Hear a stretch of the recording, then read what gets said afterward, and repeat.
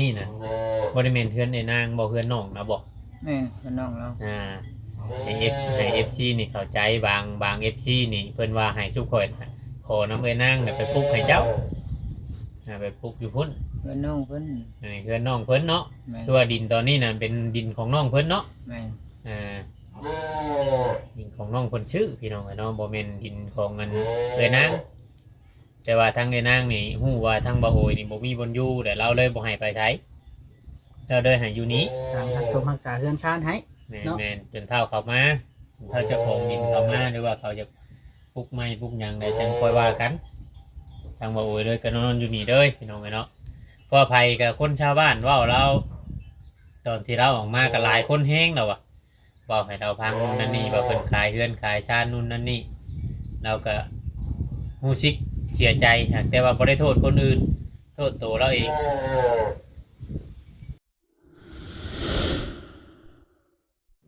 ฝากติดตามเบาโอลิแหน่เด้อพี่น้องเบิดสุปูสุคนสบายดีพี่น้องทักทายสบายดีเด้อพี่น้องเบิดสุปูสุคนเบิดซื้อม่องซื้อวอนพี่น้องเนาะวันนี้เบาโอลิเป็นเสียนเพื่อนของน้ำแตงพี่น้องเนาะแล้วก็เพื่อนของแม่ตุ๊กแก้วของบ่อยู่พี่น้องเราไปเวียกวันนี้นะก็คืออันนั้นพี่น้องเนาะวันนี้เขาจะไปสัมภาษณ์เท่าโอ้ยพี่น้องเนาะคือละเราอยู่เพื่อนของเอ้นางเนาะอยู่เพื่อนของน้องของเอ้นางบุตรไปเบิ่งน้ำกันพี่น้องว่าที่เป็นอย่างไรเนาะเมื่อวานนี่เห็นเพิ่นได้เสื้อผ้าใหม่จากบ่าวบอสอยู่เอื้อจุลีกับแม่ของวาลีเพิ่นใจดีเพิ่นซื้อมาให้เนาะไปเบิ่งกันพี่น้องเพิ่นหลับไปใกล้ๆเพิ่น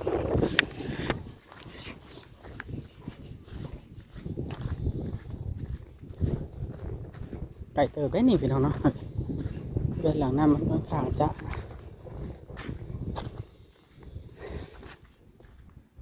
โอ้หญ้านี่มันป่งเล็กพี่น้องเลยเนาะต้นหญ้านี่นะ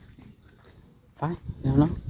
ที่ดินนี่เก่าที่ดินเดิมเป็นน้องของสาวนางคนซื้อเด้อพี่น้องนี่แหละ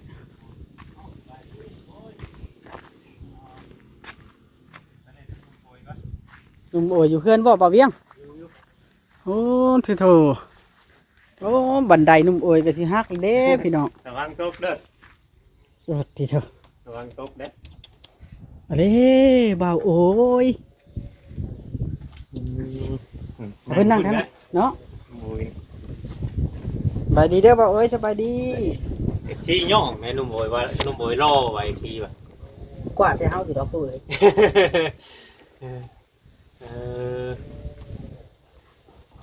นั่งก่อนบ่าวดินั่งไม่เฮ้ยนั่งไม่จะบอกเอามาไงบ่จ้ะไม่ยุ่งบอก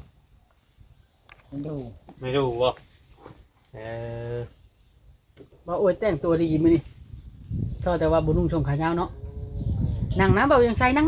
เรายังบ่ได้นั่นเด้เราทันได้อันขุดของน้ำวะมื้อนี้เรายังนั่นอยู่เราขุดคืนนี่ต้องถ่าครับต้องถ่าทีมงานมาเบิดทุกคนลุยกันคืนเลยเอามื้อนี้นะจังเอาท่อขุดแปลงเด็กหน่อยแล้วก็ท่อลงขุดอีกมาเข็มจกนึงบ่จะบ่อนขุดอีกมาเข็มจกนึงแล้วก็เซาะเนาะไปโซะไปได้วันนี่คือว่าน้ำตาไหลใช่ก็เห็นในคลิปเจ้านะเราเศร้าชื่อบ่เราเศร้าชื่อเราว่าเรากลับมันออกมาเรากลับออกมาได้ก็บ่เห็นไผเราอ่ะเราจนอยากเป็นบ้าเราอ่ะตอนนั้นเราอ่ะโอ้ที่ว่าตอนที่ว่าเป็นบ่อยู่แล้วเลยอันมีผู้เป็นลอยขายดินกันเนาะตอนนั้นน่ะเป็นถึกการนมโอยนี่ไปเฮือนเขาเจ้าถึกจังว่าที่เขาเจ้ามาเอานะเนาะเขาเอาเราไปเลยไปบำบัดก่อนช่วงน่ะไปจักมื้อก่อนนมโอย14 มื้อเราไปตอนนั้นแต่ว่าก็เลยอันออกมาเลยเราเลยบ่ฮู้ว่าพอแย่งเงินไว้ให้อยู่ที่จริงนะพอแล้วแย่งเงินไว้ให้แต่เงินตัวส่วนนั้นน่ะเพิ่นไปได้เอาเราออกมาเด้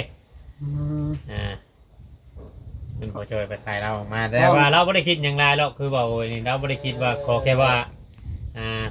มาได้เห็นครอบครัวแบบยังอันนั้นพร้อมหน้าพร้อมตาอุ่นเนาะแต่ว่าออกมาแล้วครอบครัวมันบ่ได้อยู่นำกันเนาะตอนนั้นเนาะเลยน้อยใจตัวนั้นโอ้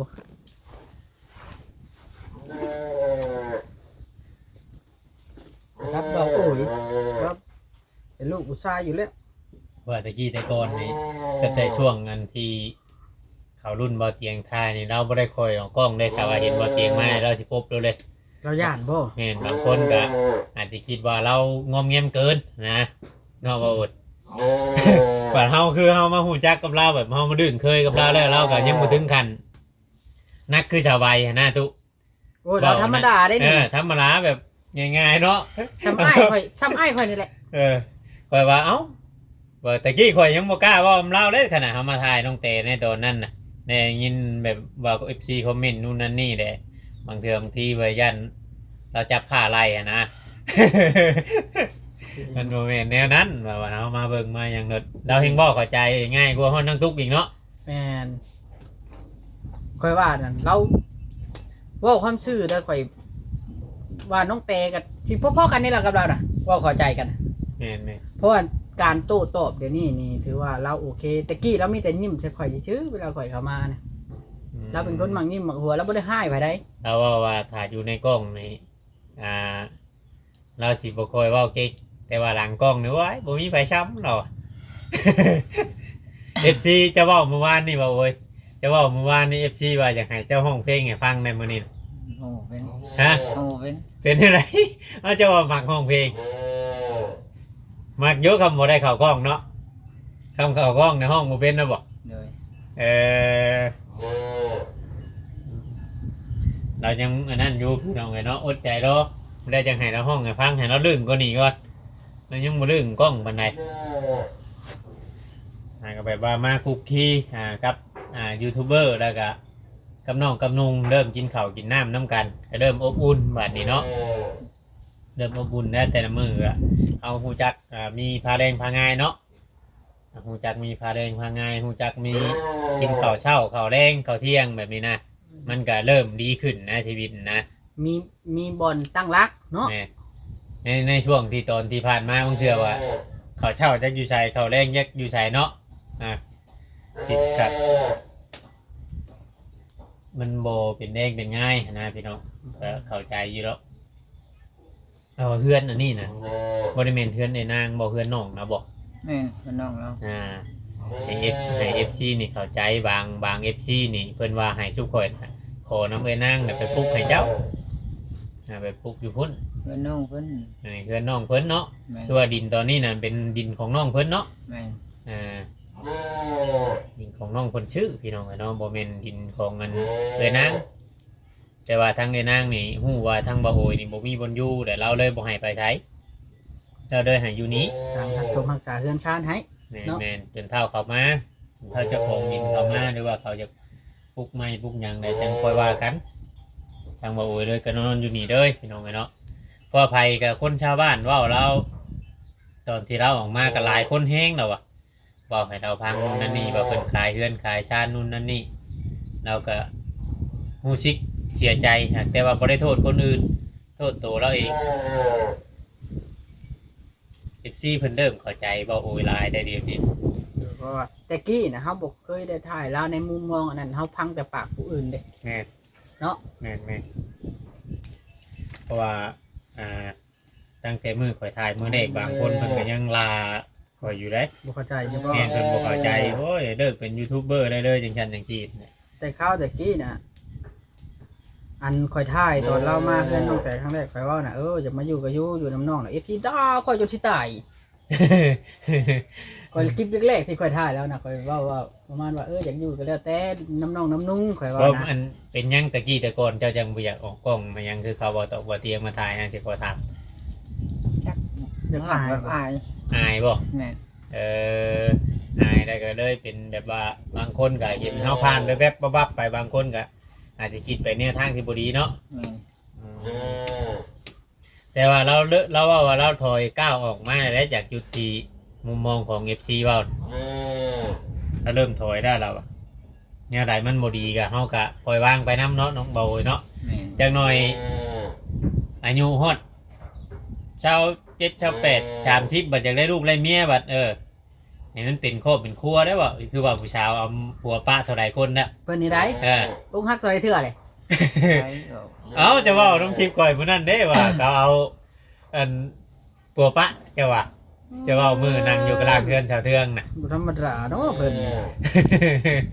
ลายได้ผู้สาวว่าโอ้ยนี่เราก็เป็นคนที่หน้าตาดีแน่เนาะการบอกกันจาก็ยิ้มแย้มนั่นคือบางทีหัวผู้สาวมักก็มีนะ มีแล้วผู้ชายมักไม่ใช่มักผู้ชายเลยนะ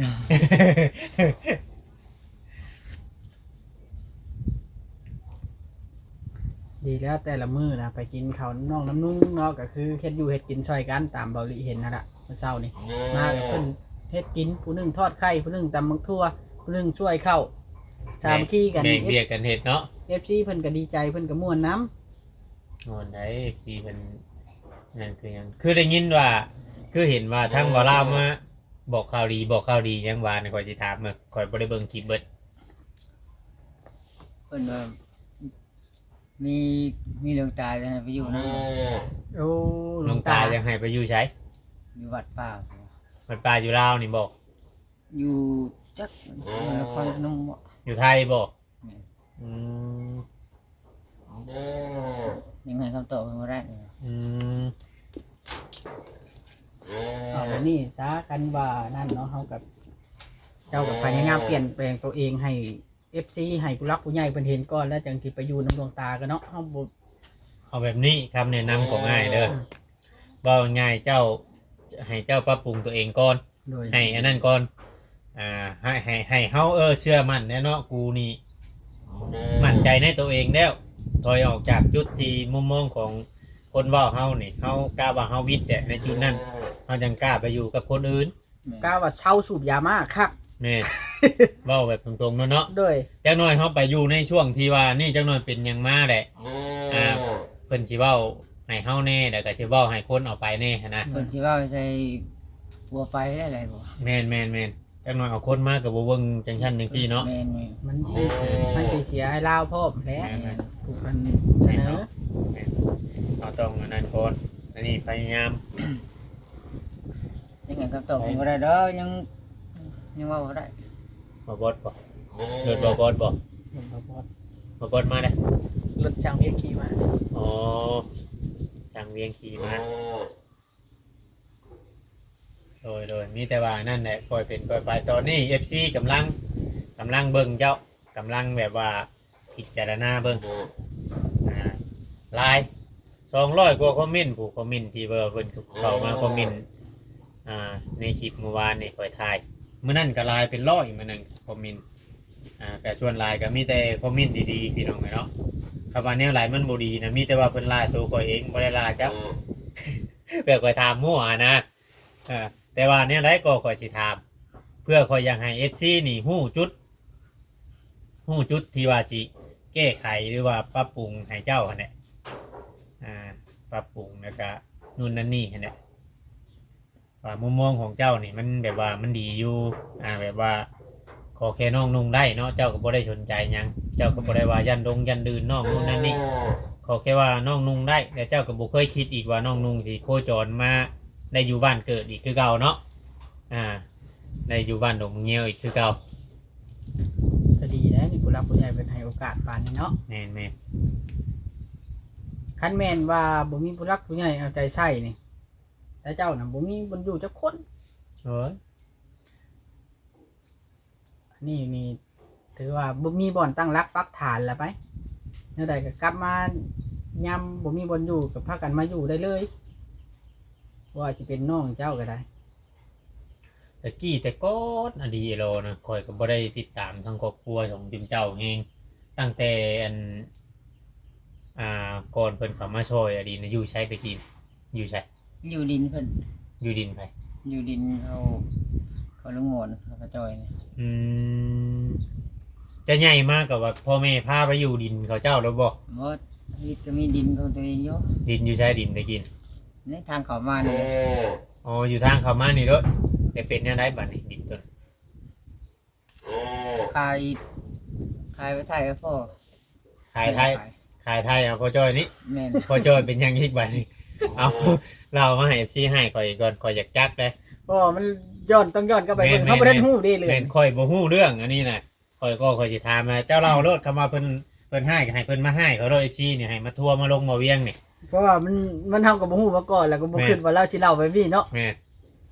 เป็นถึกจับเลย อ๋อเลยก็เลยขายดินตอนนั้น เลย อืม ขายดินอยู่นั่นไปไทยเอา อืมแต่ก็เบิดบัดนี้ดิน แม่น เออเอานี่แหละพี่น้องไงนะแต่คือว่าทุกคนมันก็ต้องมีอันนั่น อดีตเนาะ เมนอดีตได้กะบางสิ่งบางอย่างกะเราก็แบบปรับปรุงตัวเองเนี่ยก็แก้ไขมาคือตั้งพอจอยแล้วก็เลิกออกจากทั้งเหล้าทั้งนั่นทั้งนี่เนาะแล้วก็ยากินห้อนเหล้าเลยยังแต่เมียเรายังกินยาแล้วเมียเราก็ แล้วมันเคยกินเหล้าเด้อ ฮะ พ่อก็บ่เคยกินเหล้าเลย พ่อเจ้าบอกเราว่าเคยกินเยอะแต่กี้เรากินแล้วเมาเลยแล้วลูกบ่ได้เราอะ แม่น แต่ถึกกินมันน่ะเชื่อก็ยังเมาเราบอก เป็นสุจิจ้าเลยนะ แล้วก็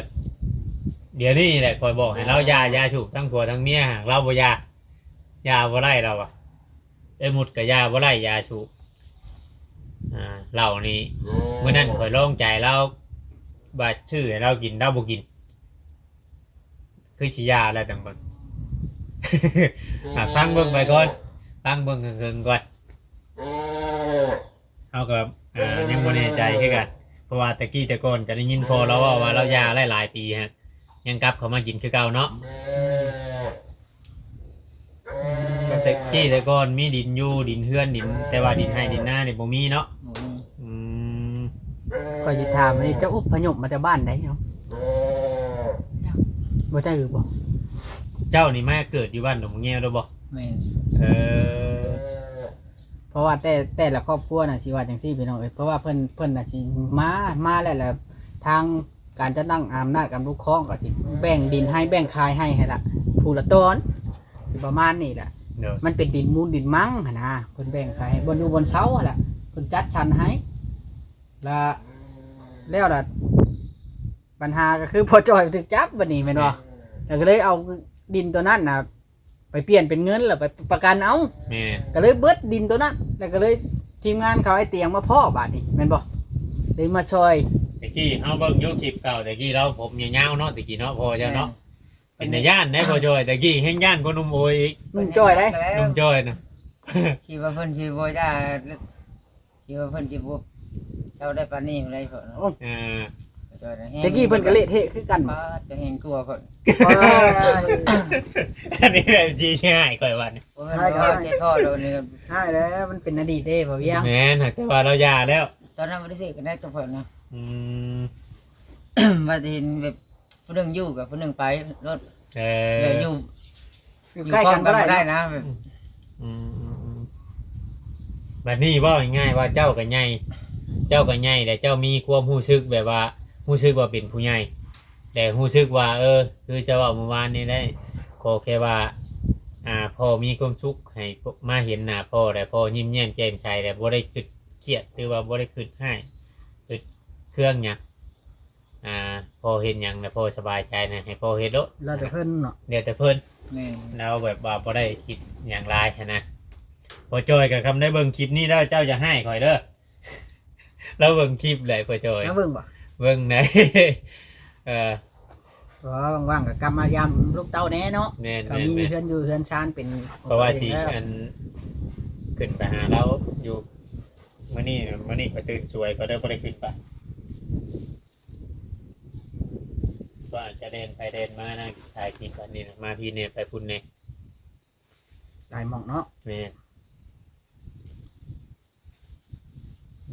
แต่ว่าใหญ่มากนี่คือว่า เราพาไปหารับจ้างลำให้ลำหน้าเนาะชวนได้นะมีแต่ว่าเฮ็ดหน้าเลขเขากินพี่น้องเลยน้องๆนุ่งๆอยู่ร่วมกันเซลติมันมาแตกจากบาดเดียวอยู่หนุ่มโอยกับใจสลายได้บ่เราก็ได้ กลับมาเคยเห็นพ่อกับน้องนุ่งอยู่เนาะบ่มีแม่ก็ละ แต่ว่านี่พ่อมันยังนี่ตอนแรกอยู่นี่นะแม่นเข้าโบสถ์เบิดเนาะนับถือศาสนาคริสต์เนาะ แม่น อยู่นี้เป็นบางครอบครัวจะถือศาสนาพุทธพี่น้องเนาะแต่ว่าหลังจากที่ว่าครอบครัวแตกแยกได้ชุมเจ้าก็บ่ได้คอยลงโบสถ์ลงหยังบ่ได้คอยเข้าวัดเขาหยัง เป็นโดนบ่เพิ่นบอกลงเท่านึงเพิ่นก็ให้ลงครูอาทิตย์นะติ แม่น เออ แบบชุมเฮาลงบัญชีนี่นะเฮาว่าเนาะ แต่ว่าแบบไผลงก็ลงไผว่านั่นกัน ก็คือส่วนมากนี่ก็สิว่าพ่อแม่น่ะมาอยู่แล้วเพิ่นให้เขา แต่ว่าลูกน่ะบ่เข้าก็ได้ประมาณนี้นะเพราะบ้านข่อยก็มีคือกัน ลูกนั้นบ่ได้เข้าพ่อแม่พัดเข้า อืม เดี๋ยวแต่ไผมันเอาเดี๋ยวก็ อิสระเนาะ ไปเรียกลงก็ลงไปเรียกลงไป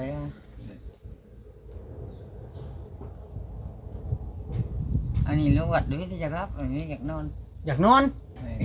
ช่างว่าแท้เพื่อนเก่าช่างอวยหิงเต็กแล้วน้องนี่ใส่สียวม3 เส้นนึงห่างอีหลี เดี๋ยวนี้แม่นเพิ่นเก็น้ำหลังได้ตัวนี้ แม่นบ่เออช่างอวย เนาะช่างอดตะกี้มันสิมีแต่ตัวนี้ได้บางคนโตมันเป็นอันนั้นเมื่อกี้มันสิมีแต่นั่นสิเขาก็ออกน้ำหลังแปลงไว้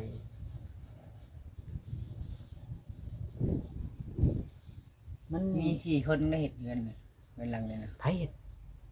มีเขาทะอุ่นอยู่ในบ้านนี่แหละ อืม แล้วก็พ่อจ้อยแล้วก็มีเท่าน้อยแล้วก็ค่อย4 คนไปเงิน อืมแล้วก็ยังจือไปเด้นั่นนี่กันเนาะ จือได้เรา